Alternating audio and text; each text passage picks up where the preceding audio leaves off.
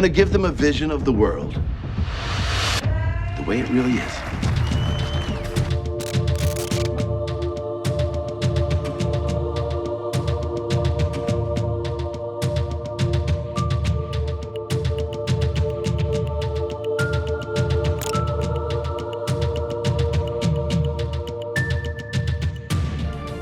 Welcome to the second episode of Ken LaCorte and John Moody talking about Showtime's Loudest Voice in the Room.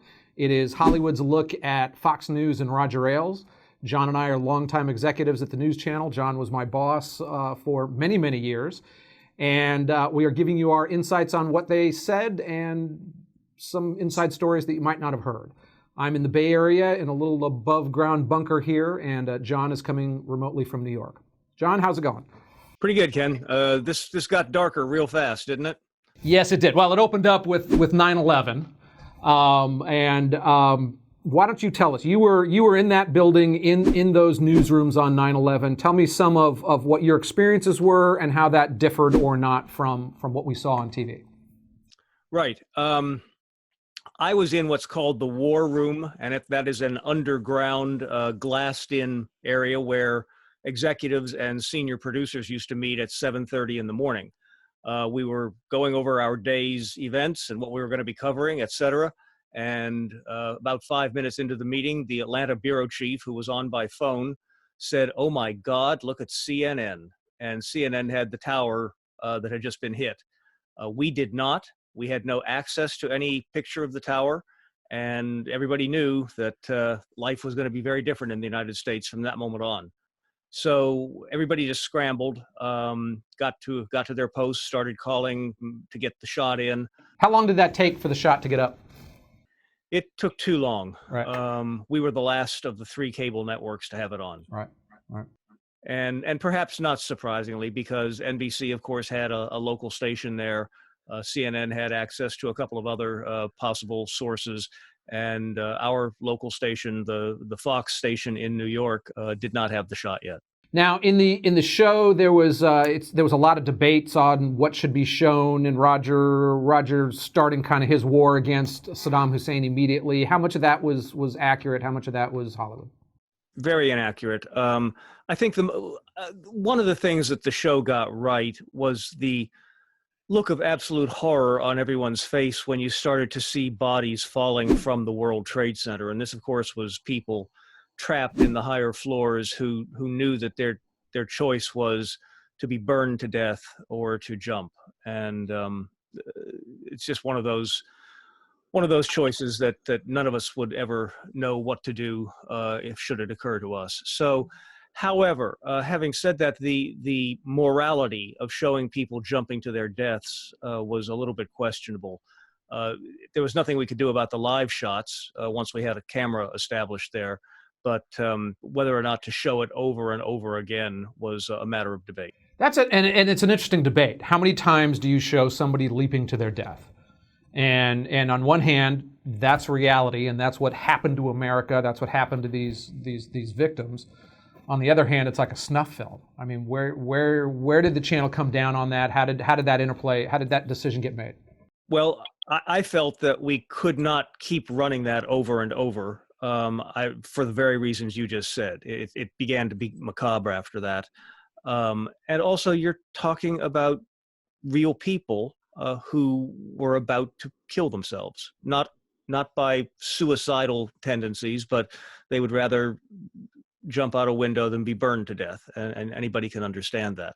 But the gravity of that situation and the morality of what to show to, by that point, millions of people who were watching us, I thought was pretty clear and a pretty easy choice. Right.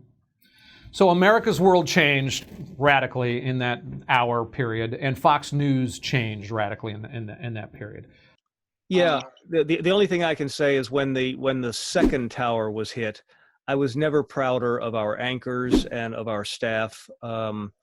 To see something like that happen on live television, something so impossible to comprehend, was a real credit to the people that were on the air. And I would single out John Scott, who was just such a consummate professional, and who I think was the first television anchor to use the name Osama bin Laden Right. once that second tower had been hit. Right. So Showtime is using this episode to show two things, from my opinion. One is Roger's getting darker. He went from the guy who created this to now he's got the #1 news channel, and he's starting to get a little bit more paranoid. He's setting up video cameras. He's doing those things. The other showed him getting more involved in politics.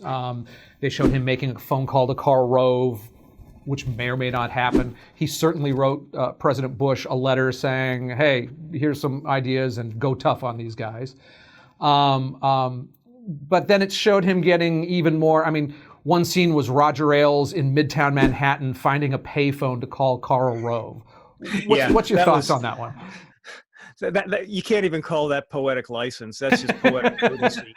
Roger was too paranoid to walk by himself down a street in Manhattan. And after September 11th, there was a reasonable point to be made that Fox News, Roger, all of those entities could be targets of terrorism. I mean, that was a reasonable thing. Now, I mean, it's fine to poke fun at someone and say Roger was paranoid, etc.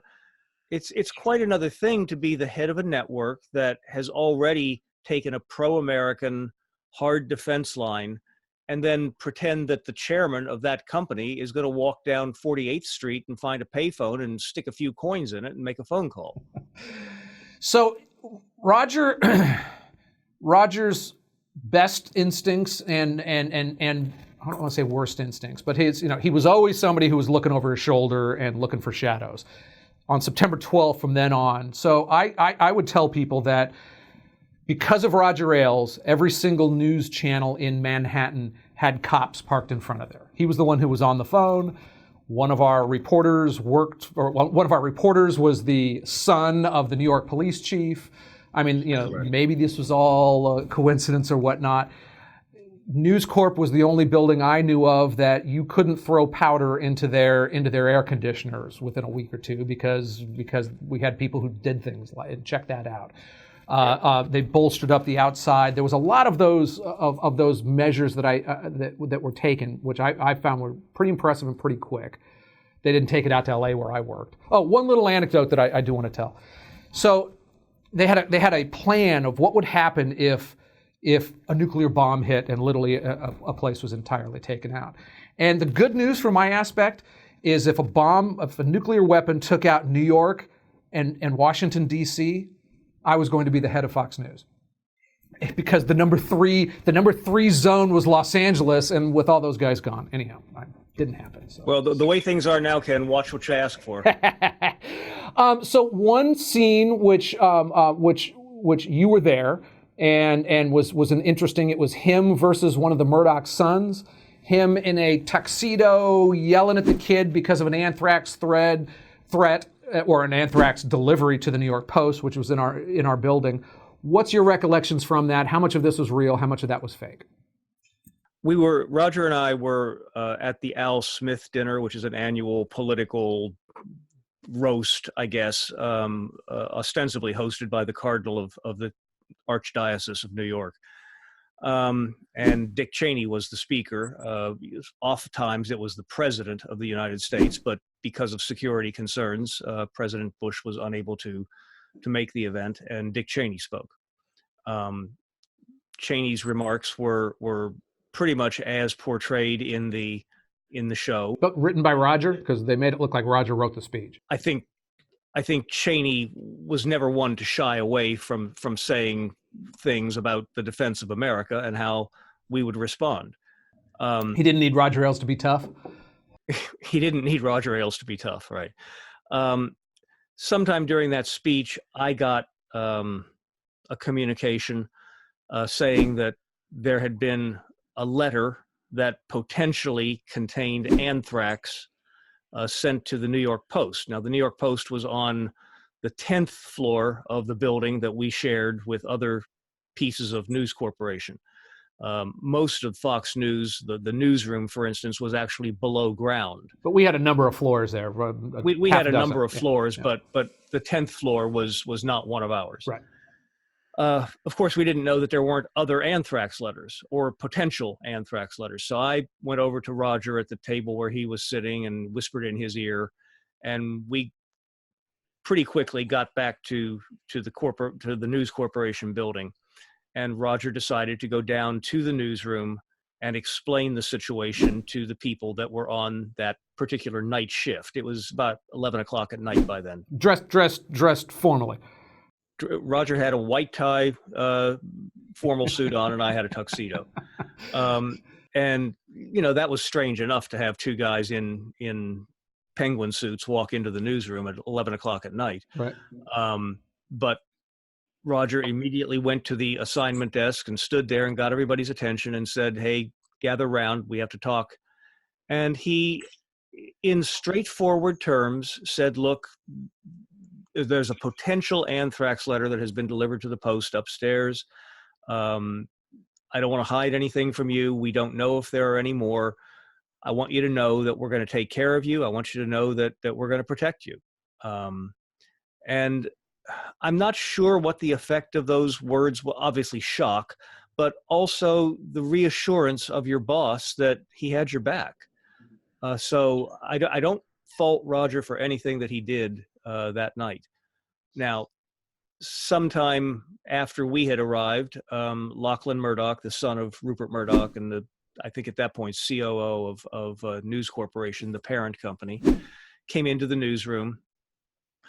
And I think he did not approve of what Roger had said, and they got into some verbal gymnastics. And it was a pretty... and was that in front of the whole staff? That was in front of anybody that had gathered in front of Roger to hear what he had to say. Right, yeah. which was probably most of them. So that ended badly. We went up in the elevator to Roger's office, and he sat at his desk, and he said, "Well, I guess I'm going to have to resign tomorrow." And I said, "I don't think you are. What did you do wrong?" He said, "Well, I crossed swords with Lachlan." And I said, "Well, you also stood up for your people." Right. And that's how he, not because of me, but that's how Roger decided to play it then, as he defended his actions that night. Now, Roger did threaten to quit every once in a while. I mean, that was one kind of continual theme through Roger Ailes' life, and I worked with him since the 80s, was he always felt willing to walk away if he wasn't being treated right. I remember the story of hearing him negotiate his renewal contract with Rupert Murdoch like 6 months before it came up. And he had all the pictures and paraphernalia in his office put into boxes. So when Rupert came up into the office, it was like there was all Roger's stuff packed up, ready to walk out right then. Little stagecraft. A little stagecraft, but Roger did. I mean, you heard multiple instances, I'm assuming, of Roger telling Rupert, "Hey, you're the owner. This is your candy shop, but I'm willing to leave if you don't want to run it the way I want to run it." Did you see other instances of that? I didn't see him personally. Right. I know that he did go up to Rupert's office once, saying to me in advance that was what he planned to say. Right. I presume he did something along those lines, right. And his offer was once again refused. I mean, it was refused every time until it wasn't. Right, right. So there's this scene of Roger saying, getting a bag of American pins and throwing it onto the table and telling everybody they had to wear pins, American flag lapel pins. I know that Fox anchors did have that, and a lot of them did it. Was that a command from up high? Not to my knowledge, no. And by the way, that dramatic scene of throwing a bag of pins onto a table, I had to go buy mine. And you were only an EVP, so maybe that was. They were being sold though on the streets, right, much right. the way people sell war remembrances or red poppies in England for Remembrance Day. And after 9/11, American flag pins were very popular on the street. Because my recollection, Roger never asked me to do that. He said, "Ken, I'm actually pro-choice. I don't think we should be killing babies, but I'm pro-choice on wearing American pins. I'm also pro-choice on owning a gun." And he went through a whole spiel. I'm sure he said it to you. He said it to about 100 other people as well. Yeah. Okay, that seemed a little Hollywood to me. One other little thing that didn't seem right. Okay, so Hannity and Combs. Now, Sean Hannity, who probably has one of the worst portrayed characters in this series so far. Now, Roger's going to Next become to Roger. Yeah, well, Roger's he's just hit the crest. Roger's going to be evil, I predict. But Sean Hannity comes across like just some guy who could barely operate the coal crunching machine, and they cleaned him up and put him on air, and he's just kind of a dolt. But Roger always, but Sean's also a good-looking guy, so women tell me. And Roger did tell me one time, he said, Ken, this is the only talk show in America where the conservative is better looking than the liberal. And it was Alan Combs. And in this show, they showed him saying, no, let Alan sweat and don't put makeup on. I never saw him or heard him doing something kind of underhanded like that to undercut one of his guests, unless you did, and I missed something. You know why he would never do that, Ken? Because it was bad television. Right. And That's if true. Nothing else, Roger was a master of the screen, Right. and sweat doesn't look good on Democrats any more than it does on Republicans.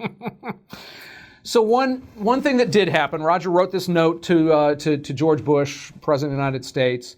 Bob Woodward put that into his book when one of his aides came up and said, Roger, this is in there. Roger looking at it and said, Bob Woodward, I thought he was dead. That seemed like a line that probably happened in life. Was that a big deal back then, the fact that Roger wrote a letter to the president saying kind of hang tough? It was one of those, I mean, in light of what people are saying about Fox News now, it seems almost insignificant. But it was a moment when we started to say, how close to the administration do we want to be portrayed? Right. I guess any citizen can write a letter to the President of the United States. That's a known fact. If the name at the bottom of this letter is Roger Ailes, it's probably going to get read. And did we want the chairman of Fox News advising or even attempting to advise the president on what to do about something as significant as a war on terror? That probably, that was a cause for mild concern that it was going to be misunderstood and misportrayed, as indeed it was in this show. So Fox News moves forward. They're preparing against possible Al-Qaeda attacks on that. I felt it was also very disingenuous in the show where, I mean, look, America was bombed by a bunch of guys from Saudi Arabia, and then we went and took out Saddam Hussein. Now, there were some intellectual arguments why that should happen. He was still a dangerous guy. We all thought he had WMD because the administration did a very good job of explaining why that was the case, which it turned out it wasn't. Two things on that. One is they made it look like Roger knew that Saddam Hussein had nothing to do with 9/11, which he didn't, and then wanted to tie him to that event. Did you ever see that? And because it was going to help our ratings and all of that stuff. I did not. The truth is, it did help our ratings because we presented a very pro-American scenario of what was happening to our country and what we had to do to defend it. Say what you will about Roger, and I think this is going to be a recurring theme in our talks, Ken. Roger was as much a patriot as he was a TV guy. He loved this. He loved this country deeply. Could he possibly have had a cynical motive for the way he wanted Fox News to handle the war on terror? Sure, he might have, but he never said, in my hearing anyway, this is going to be great for ratings. It would have demeaned the mission of too many American soldiers. Yeah. I that's one thing that, again, maybe in that Machiavellian way, he knew it would help the channel or this or that. Although wars are expensive. I mean, we spent millions and millions and millions of dollars putting people into a war zone, and even though the ratings went up, I'm not sure if it was a profitable venture for something. But Roger did believe. I mean, his house literally overlooked West Point and where they put the chain across the Hudson River to stop the British from coming up and attacking and attacking north. I mean, that was an important reason why he bought that house. Now, the last scene of this is him laying the groundworks for his home and the missiles and the wars going on. So presumably they're trying to intertwine some things going on there. But he seems to be getting darker in the 9/11 episode, and again, I don't like to predict the future, but I'm predicting the future, and they're going to make him be very, very well. I mean, you can see him going down the rabbit hole of paranoia here, Right. and there's just fine. It's a take.